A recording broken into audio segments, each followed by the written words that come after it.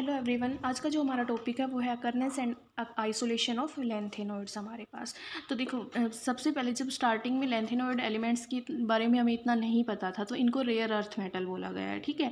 लेकिन जितनी इनकी स्टडी की गई है तो वहाँ से इनको रेयर अर्थ मेटल का जो टैग था इनका वो इनको हटा दिया गया है, ठीक है। क्यों? क्योंकि देखो, जब इनकी रिसर्च की गई तो वहाँ से पता चला कि अर्थ क्रस्ट में ये बहुत ज़्यादा अमाउंट में है हमारे पास।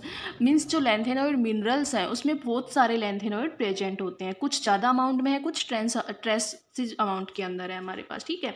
अगर हम बात करें तो प्रोमीथियम को छोड़ के बाकी सारे के सारे क्या है, लैंथेनोइड मिनरल्स में मिल जाते हैं। प्रोमीथियम क्यों नहीं मिलता? क्योंकि ये क्या होता है, अनस्टेबल होता है और रेडियो एक्टिव एलिमेंट है, तो इस वजह से ये नेचुरल वे से हमें नहीं मिलता। बाकी सारे के सारे हमें क्या है, नेचुरल वे से मिल जाते हैं। अगर हम बात करें तो लगभग हमारे पास 100 के अप्रोक्स ऐसे लैंथेनोइड मिनरल्स हैं जिसमें क्या मिलते हैं, लैंथेनोइड एलिमेंट्स मिल जाते हैं हमें, ठीक है। लेकिन जो मेजर मिनरल्स हैं हमारे पास वो 3 हैं, मोनाजाइट, बेस्टनेसाइट एंड सिराइट हमारे पास। मेनली जो मोनाजाइट है ये सबसे ज़्यादा मिलता है, मोस्ट अबंडेंट मिनरल्स है हमारे पास, ठीक है। अगर हम बात करें तो यहाँ पर क्या है, 78% मिक्सचर रहते हैं लैंथेनोइड्स में एलिमेंट के हमारे पास, ठीक है। और मेनली इसमें क्या होते हैं कि जितने भी जो लैंथेनोइड जो ये मिनरल्स है इसमें जो लैंथेनोइड होते हैं वो या तो लैंथेनोइड फोस्फेट हुआ या ट्राइवेलेंट फोस्फेट हुआ, ठीक है। और वो सारे कौन से होते हैं, लाइट एलिमेंट है, मेटल के होते हैं। लाइट एलिमेंट कौन से होते हैं हमारे पास, जो 57 से लेके ना 63 तक के एलिमेंट है, लैंथेनम टू यूरोपियम, ठीक है। हमारे पास वो सारे के सारे क्या रहते हैं, हमारे लाइट एलिमेंट रहते हैं। बात करें अगर बेस्टनेसाइट की, तो बेस्टनेसाइट जो होता है ये फ्लोरोकार्बोनेट होते हैं, ठीक है। मिक्सचर ऑफ फ्लोरोकार्बोनेट होते हैं, जहाँ पर एम हमारे पास क्या है, लैंथेनाइड एलिमेंट है होता है हमारे पास। जो मोनोजाइट और बेस्टनेसाइट के अंदर अगर हम मेटल का देखें तो दोनों के दोनों सेम है, सिर्फ डिफरेंस क्या रहता है कि मोनोजाइट जो है इसके अंदर 5 to 10% थोरियम ऑक्साइड और 3% जो है हमारे पास यटर्बियम ग्रुप होता है हमारा, ठीक है। यटर्बियम ग्रुप कौन सा होता है, मीन्स जिसमें हैवी मेटल हमारे पास वो 64 टू लेके 71 तक के एलिमेंट रहते हैं हमारे पास सारे के सारे, ठीक है। लेकिन बेस्टनेसाइट के अंदर जितने भी जो हैवियर मेटल हैं वो एब्सेंट रहते हैं हमारे सारे। क्लियर है ये चीज़? उसके बाद है क्लासिफिकेशन ऑफ लैंथेनोइड एलिमेंट्स, या फिर आप रेयर अर्थ एलिमेंट कह लो या फिर लैंथेनोइड एलिमेंट कह लो। लैंथेनोइड एलिमेंट कहना ज़्यादा बेटर है यहाँ पर। तो मेनली इसको 2 क्लासेज में डिवाइड किया गया। फर्स्ट है हमारा cerium group minerals and second है हमारा यटर्बियम ग्रुप मिनरल्स हमारे पास, ठीक है। तो सीरियम ग्रुप को जो सीरियम ग्रुप मिनरल्स है इसको हम सीरेट अर्थ मिनरल्स भी बोलते हैं हमारा, ठीक है, या फिर सीरियम अर्थ मिनरल्स भी बोलते हैं। और मेनली जो इसमें एलिमेंट होते हैं उनका एटॉमिक नंबर हमारा होता है 57 to 63, means lanthanum to europium हमारे पास, ठीक है। और इन एलिमेंट को हम क्या कहते हैं, लाइट लैंथेनोइड्स एलिमेंट भी बोलते हैं। उसके बाद है यटर्बियम ग्रुप मिनरल्स हमारे पास। तो जो यटर्बियम ग्रुप मिनरल्स है इसी को हम क्या कहते हैं, यटर्बियम अर्थ मिनरल्स या यटर्बियम अर्थ एलिमेंट भी बोलते हैं, ठीक है। और इस ग्रुप में जो एलिमेंट है उनका एटॉमिक नंबर होता है मेनली 64 to 71 के जितने भी एलिमेंट है वो सारे के सारे यटर्बियम ग्रुप मिनरल्स के अंदर आते हैं। और इन्हीं को हम क्या कहते हैं, हैवियर लैंथेनोइड्स भी कहते हैं, ठीक है। उसके अलावा अगर हम बात करें तो और भी काफ़ी सोर्स हैं, जैसे कि क्या है, अगर हम बात करें जितने भी जो कैल्शियम, इसके अलावा और भी काफ़ी फोस्फेट हुआ, आर्सेनेट हुआ, मोलिब्डेट हुआ, टंगस्टेंट हुआ, इन सब के अंदर भी क्या है, लैंथेनोइड मिनरल्स की कुछ ना कुछ अमाउंट मिल जाती है, ठीक है। और हमारे पास SM, GD एंड EU ये जो है ये इतनी ज़्यादा ये कह सकते हो कि कुछ मिनरल्स में ये बहुत ज़्यादा अमाउंट में भी प्रेजेंट रहते हैं हमारे पास। अब है हमारे पास next extraction of lanthanoid from monazite हमारे पास। तो जो मोनाजाइट है मैंने बताया था मोस्ट अबंडेंट है, क्योंकि इसमें क्या है, लगभग 78% तक लैंथेनोइड एलिमेंट प्रेजेंट रहते हैं हमारे पास। तो इसका जो लैंथेनोइड का जो एक्सट्रैक्शन है वो 2 मेथड से हम करते हैं। फर्स्ट है हमारे पास to get a mixture of lanthanoid from monazite, means हम क्या करते हैं कि जो मोनाजाइट मिनरल है हमारे पास वहाँ से हम क्या निकालेंगे, पहले मिक्सचर ऑफ लैंथेनोइड्स एलिमेंट निकालेंगे, और फिर जो ये मिक्सचर हमें मिलेगा इसको हम क्या करेंगे, सेपरेट आउट करेंगे, ठीक है। और वहाँ से हमें क्या मिलेंगे, प्योर लैंथेनोइड हमें मिल जाएंगे, ठीक है। तो फर्स्ट स्टेप हमारे पास है, तो जो फर्स्ट स्टेप था इसको मैं डायग्राम के थ्रू यहाँ पर आपको बता रही हूँ, ठीक है। आपकी बुक में थ्योरी में भी दिया हुआ है और डायग्राम दोनों तरीके से दिया हुआ है, ठीक है। सीड फ्लो डायग्राम है, मैं यहाँ पर डायरेक्ट फ्लो डायग्राम से बता रही हूँ आप लोगों को। तो सबसे पहले क्या करते हैं कि जो मोनाजाइट सैंड होती है, मेनली इसमें क्या होते हैं मैंने बताया था, या तो फोस्फेट होते हैं या फिर ट्राईफोस्फेट हमारे पास होते हैं। तो जो मोनाजाइट सैंड है ये क्या करती है, containing mixture of phosphate of lanthanoids, thorium, zirconium etcetera हमारे पास, ठीक है। तो ऐसा कंपलसरी नहीं है कि जो और है हमारे जो मिनरल्स हैं हमारे उसमें सिर्फ लैंथेनोइड ग्रुप प्रेजेंट हो, बाकी अदर ग्रुप भी वहाँ पर रह सकते हैं, ठीक है। तो इस जो मोनोजाइट सैंड है इसको हम क्या करते हैं, डाइजेस्ट करते हैं या हीट करते हैं कंसनट्रेटेड H2SO4 से सल्फ्यूरिक एसिड कितने टेम्परेचर पे 200 डिग्री सेल्सियस के ऊपर हम इसे हीट करते हैं, ठीक है। और जब हम इसे हीट करते हैं यहाँ से तो हमें दो हमारे पास क्या आता है, एक पेस्ट मिलता है हमें, ठीक है, जिसमें मेनली क्या रहता है कि जितने भी जो लैंथेनोइड थे हमारे पास ये H2SO4 के साथ ट्रीट करके क्या बना देते हैं, लैंथेनोइड सल्फेट में कन्वर्ट हो जाते हैं और इनका एक पेस्ट हमें यहाँ पर मिलता है और साथ में हमें फोस्फोरिक एसिड भी मिलता है, ठीक है। तो जो ये पेस्ट हमारे पास आया इसको हम क्या करते हैं, या तो सेंट्रीफ्यूज करते हैं या फिर हम इसको ट्रीट करते हैं कोल्ड वाटर के साथ हमारे पास। तो देखो जो सल्फेट हमारे पास होते हैं ये क्या करते हैं, हॉट वाटर के साथ रेजिड्यू फॉर्म कर लेते हैं या पीपीटी बना लेते हैं, लेकिन कोल्ड वाटर के अंदर क्या रहते हैं, सोल्यूबल रहते हैं हमारे पास, ठीक है। तो ये क्या हो जाएंगे, जितने भी जो लैंथेनोइड के जो सल्फेट थे वो सारे के सारे, या फिर थोरियम के सल्फेट, ठीक है, वो सारे के सारे क्या हो जाएंगे, उस वाटर के अंदर सोल्यूबल हो जाएंगे हमारे पास। और जो हमारे पास रेजिड्यू पार्ट आएगा उसमें हमारे पास क्या आ जाएगा, सिलिका आ जाएगा एंड जिरकोन आ जाएगा। तो ये दोनों पीपीटी फॉर्म में आ जाएंगे और एक तरफ हमारे पास सोल्यूशन आ जाएंगे। तो यहाँ से हम इसे क्या कर देंगे, रिमूव कर देंगे। अब जो सॉल्यूशन था हमारा, मीन्स वो सॉल्यूशन जिसमें क्या था, लैंथेनोइड सल्फेट हमारे पास था, ठीक है, और फोस्फेरिक एसिड था, उसको हम क्या करते हैं, डाइल्यूट करते हैं हम, ठीक है।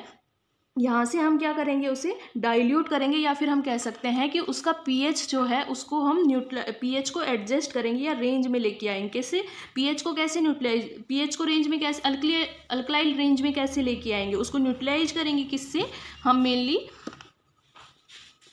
अमोनियम हाइड्रोक्साइड के साथ इसको हम क्या करेंगे, यहाँ से न्यूट्रलाइज करेंगे। और जब हम इसको न्यूट्रलाइज करेंगे यहाँ से तो हमारे पास दोबारा से दो कंपोनेंट आएंगे। एक में हमारे पास क्या रहेगा, रेजिड्यू रहेगा, रेजिड्यू किसके आएंगे, थोरियम के हो जाएंगे, जिरकोनियम एंड टाइटेनियम हमारे पास, ठीक है, phosphate, thorium phosphate, zirconium phosphate and titanium phosphate के पीपीटी हमें मिल जाएंगे। और जो सॉल्यूशन हमारा बचेगा उसमें हमारे पास क्या रहेंगे, वो लैंथेनाइड सल्फेट का सॉल्यूशन हमें मिल जाएगा, ठीक है। तो यहाँ तक मेन हमारे पास है कि जितने भी जो अदर्स एलिमेंट थे, अदर ग्रुप एलिमेंट थे, वो यहाँ पर रिमूव हो जाएंगे डाइल्यूशन के साथ या न्यूट्रलाइजेशन के साथ, ठीक है। और हमें प्योर जो है लैंथेनोइड के कंपाउंड या कंपोनेंट मिल जाएगा, या हमारा लैंथेनोइड सल्फेट का सॉल्यूशन हमें मिल जाएगा यहाँ से, ठीक है। अब इस लैंथेनोइड के जो सॉल्यूशन है हमारा, लैंथेनोइड सल्फेट का सॉल्यूशन है, इसमें हम सोडियम सल्फेट ऐड करेंगे।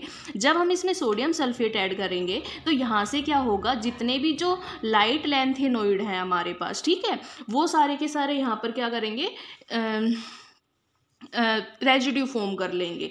जैसे लाइट रेजिड्यू कौन से थे हमारे, 57 to 63 हमारे पास जितने भी जो लाइटर एलिमेंट थे, La2SM हमारे पास, ठीक है, लैंथेनम 2 यूरोपियम आप कह सकते हो या फिर स्ट्रोमीथियम आप कह सकते हो, ठीक है। ये सारे के सारे क्या करेंगे, हमारे रेजिड्यू फॉर्म कर लेंगे। और जितने भी जो हैवियर एलिमेंट है वो सारे के सारे क्या करेंगे, सॉल्यूशन फॉर्म के अंदर रहेंगे। तो यहाँ से हम इनको अलग से इनके मिक्सचर को अलग से सेपरेट आउट करने के लिए अलग अलग प्रोसेस का यूज़ करेंगे। जो हमारे पास हैवियर लाइटर जितने भी जो एलिमेंट आए हैं उसको हम क्या करेंगे, सोडियम हाइड्रोक्साइड के solution, hot sodium hydroxide solution के साथ ट्रीट करेंगे। तो वहाँ से हमें क्या मिलेगा, मिक्सचर मिलेगा किसका, hydroxide and oxide of lanthanoid हमारे पास। और इसको हम क्या करेंगे, वॉश करेंगे।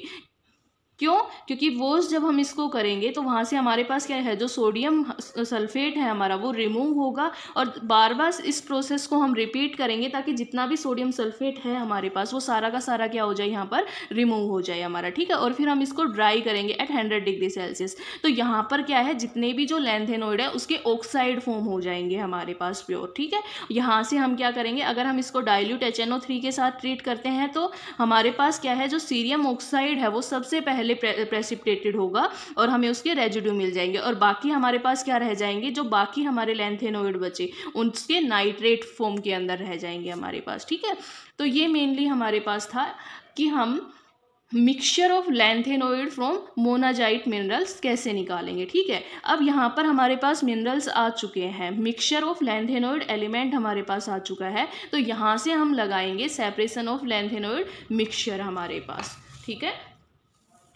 देखो सेपरेशन की अगर हम बात करें तो जितने भी जो लैंथेनोइड एलिमेंट हैं सारे के सारे क्या हैं, M3 पॉजिटिव फॉर्म के अंदर है हमारे पास। मैंने बताया था कि लैंथेनोइड की जो कॉमन ऑक्सीडेशन स्टेट है वो क्या है, +3 है। तो अगर +3 की हम बात करें, ट्राई पॉजिटिव आयन की बात करें, तो उनका जो साइज है वो कैसा है, सेम साइज है, सेम केमिकल प्रॉपर्टीज है हमारे पास। ठीक है, और same size and chemical properties होने की वजह से उनको सेपरेट आउट करना बहुत ज़्यादा डिफ़िकल्ट होता है हमारे लिए। ठीक है, लेकिन कुछ फॉलोइंग मेथड है जिनके थ्रू हम उनको क्या कर सकते हैं, सेपरेट आउट कर सकते हैं। फर्स्ट है हमारे पास रिपीटेड फ्रैक्शनल क्रिस्टलाइजेशन मेथड हमारा। इसमें हम क्या करते हैं मेनली कि जितने भी जो सोल्ट होते हैं या फिर डबल सोल्ट होते हैं, देखो नॉर्मल क्या है, जितने भी जो एलिमेंट हैं उनकी जो सोल्यूबल होने की कैपेसिटी है या स्टेबिलिटी है वो डिफरेंट होती है।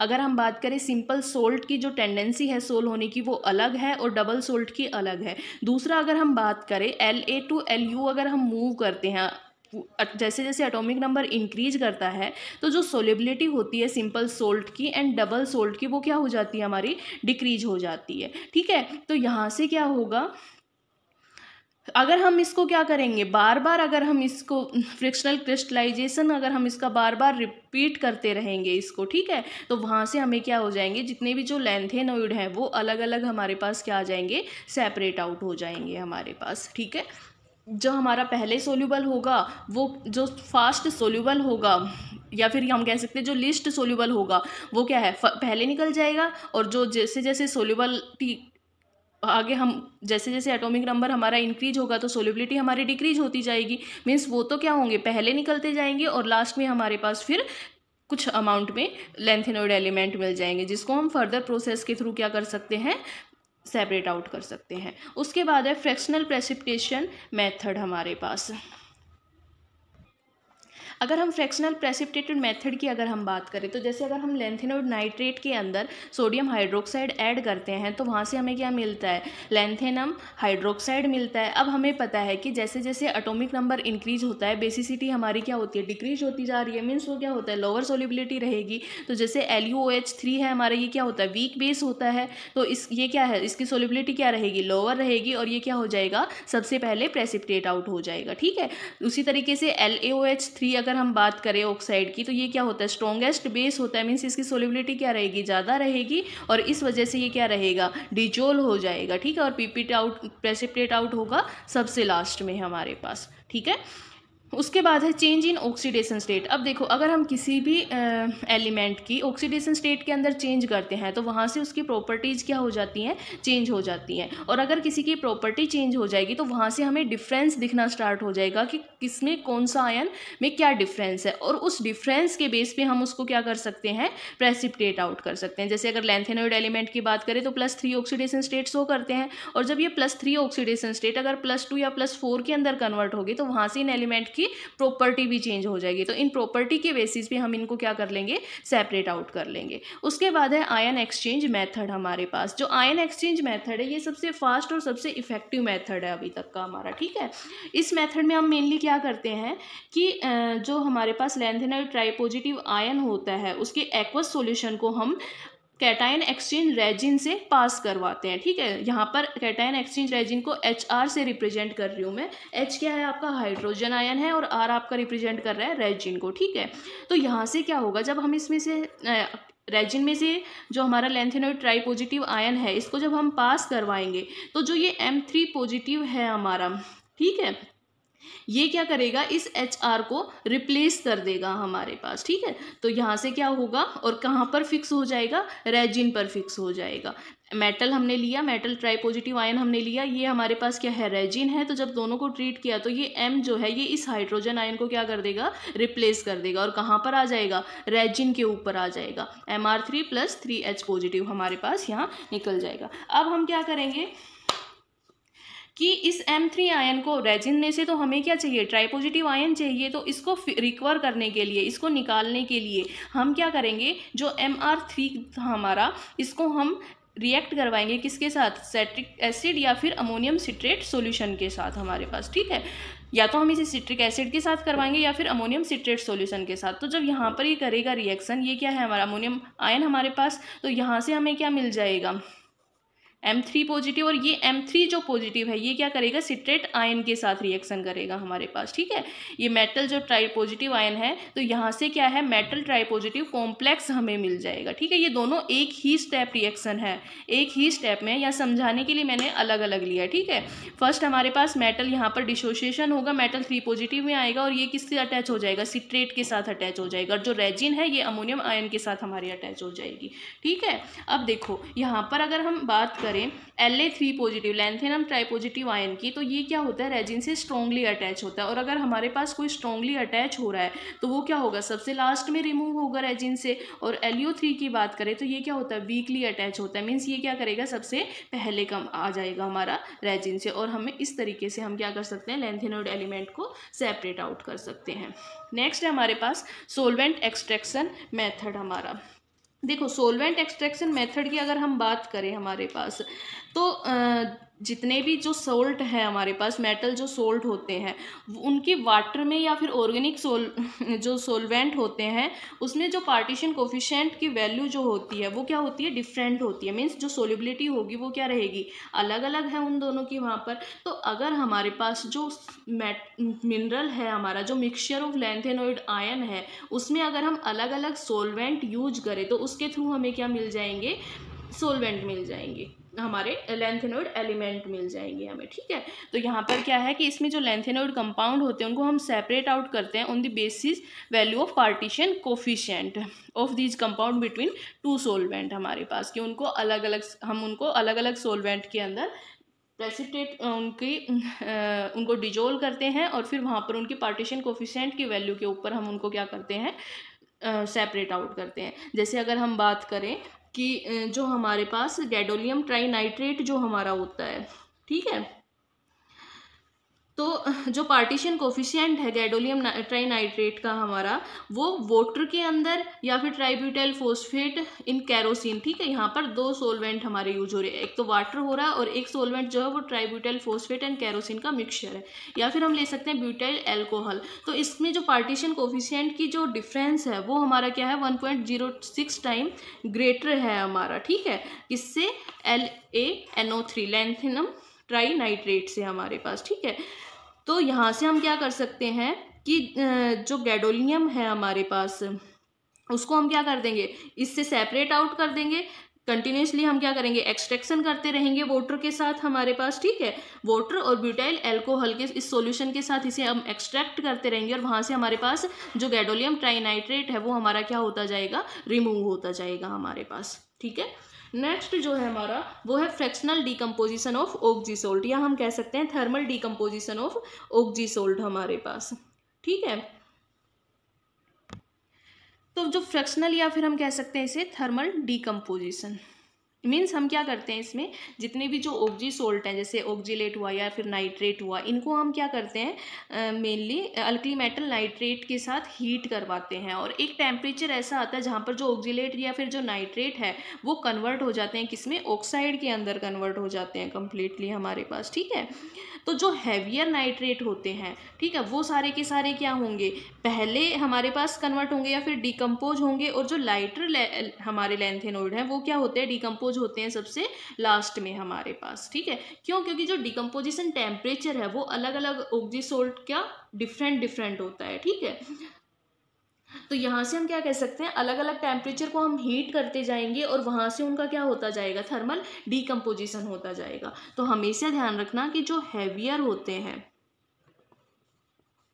ठीक है,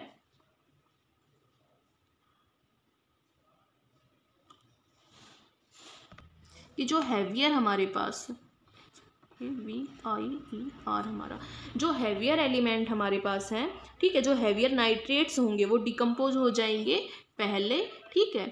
और जो लाइटर हमारे पास रहेंगे, ठीक है, लाइट जो रहेंगे हमारे पास लाइट लैंथेनोइड जो रहेंगे वो डिकम्पोज होंगे लास्ट में हमारे पास, ठीक है। और इस बेस पे हम उनको क्या कर लेंगे, डिफ्रेंशिएट कर लेंगे हमारे पास। उसके बाद है नेक्स्ट हमारे पास कॉम्प्लेक्स फॉर्मेशन टेंडेंसी हमारे पास। देखो कॉम्प्लेक्स फॉर्मेशन टेंडेंसी की अगर हम बात करें तो जैसे अगर हम बात करें लैंथेनोइड ऑक्जिलेट की अगर हम बात करें, ठीक है, तो ये क्या होता है, इनसोल्यूबल होता है वाटर के अंदर, लेकिन जो EDTA सॉल्यूशन है उसके अंदर क्या होता है, ये सोल्यूबल होता है हमारा, ठीक है। ठीक है, तो यहाँ से हम क्या कह सकते हैं कि जो हमारे पास अलग अलग जो कॉम्प्लेक्स हैं हमारे, उनकी एसिड के टुवर्ड्स या फिर बेस तो वो खुद ही है, मीन्स क्या है, एसिड के टुवर्ड्स उनकी जो स्टेबिलिटी है वो क्या है, डिफरेंट है हमारे पास, ठीक है। तो जो लीस्ट स्टेबल कॉम्प्लेक्स होगा वो क्या होगा, पहले रिस्टोर हो जाएगा, ठीक है, और क्या हो जाएगा, ऑक्जिलेट से कन्वर्ट होके मोस्ट स्टेबल कॉम्प्लेक्स के अंदर, ठीक है। और जो हमारे पास क्या रहेगा, जो मोस्ट स्टेबल कॉम्प्लेक्स है वो हमारा डिस्ट्रॉय होगा कब, लास्ट में, ठीक है। तो यहाँ से सिंपल हम लगा सकते हैं कि जो स्टेबिलिटी ऑफ कॉम्प्लेक्स होती है वो क्या होती है, डिफरेंट होती है due to difference in the stability of complex हमारे पास, ठीक है। तो जो कॉम्प्लेक्स आयन है, अगर हमारे पास कोई भी गिवन टाइप का जो कॉम्प्लेक्स आयन है उसकी जो स्टेबिलिटी में जो डिफरेंस है वो किस वजह से है, उसकी रेट या फिर क्या कह सकते हैं, एक्सटेंट ऑफ पर्टिकुलर रिएक्शन हमारे पास, कि वो जो रिएक्शन हो रही है, एसिड के साथ रिएक्शन जो कर रहा है वो कब कॉम्प्लेक्स फॉर्म कर रहा है हमारे पास, ठीक है। तो उसकी रेट और एक्सटेंट के ऊपर डिपेंड करेगा हमारे पास, और इसी फैक्ट को हम क्या कर सकते हैं, लैंथेनोइड की सेपरेशन में यूज कर सकते हैं हमारे पास, ठीक है। तो ये हमारे पास था mainly method for separation into individual elements हमारे।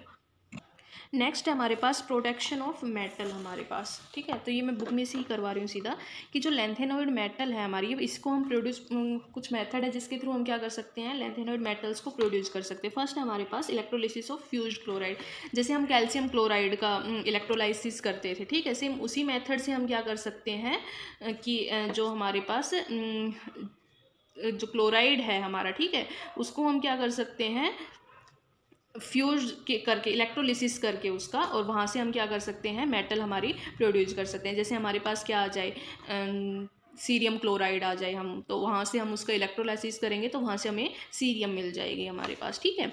सेकंड है electrolysis of cerium oxide in fuse, हमारे पास सीरियम डाई फ्लोराइड हमारे पास, ठीक है। तो जैसे हमने एल्यूमिनियम की जो मेटलर्जी रिएक्शन की थी, सेम उसी तरीके से हम इसको क्या कर सकते हैं, सीरियम ऑक्साइड को फ्यूज करेंगे सीरियम हैलाइड के अंदर, तो वहाँ से हमें सीरियम, प्योर सीरियम जो मेटल है वो हमारी निकल जाएगी, ठीक है। नेक्स्ट है reduction of anhydrous chloride and sodium हमारे पास। इसमें हम क्या है कि कोई भी जो लैंथेनोइड क्लोराइड है हमारे पास, एनहाइड्रस क्लोराइड हम लेंगे, ठीक है, और उसको हम क्या कराएंगे, एक्टिव मेटल के साथ रिएक्ट करवाएंगे हाई टेम्परेचर के ऊपर 1000 डिग्री सेल्सियस, तो यहाँ से हमें क्या मिल जाएगी, प्योर लैंथेनोइड मेटल हमें मिल जाएगी। कौन सी भी हम यहाँ पर कोई भी मेटल हम यूज कर सकते हैं, और वहाँ से हमें क्या मिल जाएगी, मेनली हम यहाँ पर जितनी भी जो लाइटर लैंथेनोइड जो होते हैं हमारे पास उनका यूज करते हैं हम, ठीक है। उसके बाद है reduction of anhydrous fluoride with calcium and magnesium. देखो सोडियम हुआ आपका, कैल्शियम हुआ, मैग्नीशियम हुआ, ये सारी की सारी आपकी क्या होती है, एक्टिव मेटल होती हैं, ठीक है। लेकिन डिफरेंस क्या है आपका, कि जब हम क्लोरीन के कंपेयर में यहाँ पर अगर हम एनहाइड्रस फ्लोराइड यूज करते हैं, तो एनहाइड्रस फ्लोराइड्स जब हमारी रिएक्शन होती है, क्योंकि यहाँ पर टेम्परेचर क्या है, हाई टेम्परेचर यूज कर रहे हैं, और हाई टेम्परेचर जब है तो हमारी जो सॉल्यूशन होगा, जो मिक्सचर होगा वो क्या होगा, एवोपरेट होगा, और एवोपरेट होने की वजह से कुछ अमाउंट में जो मेटल है वो भी हमारी क्या हो जाएगी, वेस्ट में चली जाएगी। तो इस वजह से जब हम क्लोराइड के बजाय अगर हम फ्लोराइड का यूज करते हैं, तो यहाँ पर जो वेस्ट होने के चांसेस हैं वो क्या हो जाते हैं, कम हो जाते हैं हमारे पास। तो यहाँ से क्या होगा, एनहाइड्रस फ्लोराइड का हम रिडक्शन करेंगे किसकी प्रेजेंस में, एक्टिव मेटल मैग्नीशियम या कैल्शियम, टेम्परेचर हमारा क्या रहेगा, 1000 डिग्री सेल्सियस रहेगा, तो यहाँ से हमें क्या मिल जाएगी, प्योर लैंथेनोइड मेटल हमें मिल जाएगी, ठीक है। तो ये था हमारा प्रोडक्शन ऑफ मेटल। अब इसके बाद हमारे पास लैंथेनोइड कंपाउंड्स हैं जो हम नेक्स्ट क्लास में कंटिन्यू करेंगे। Thank you.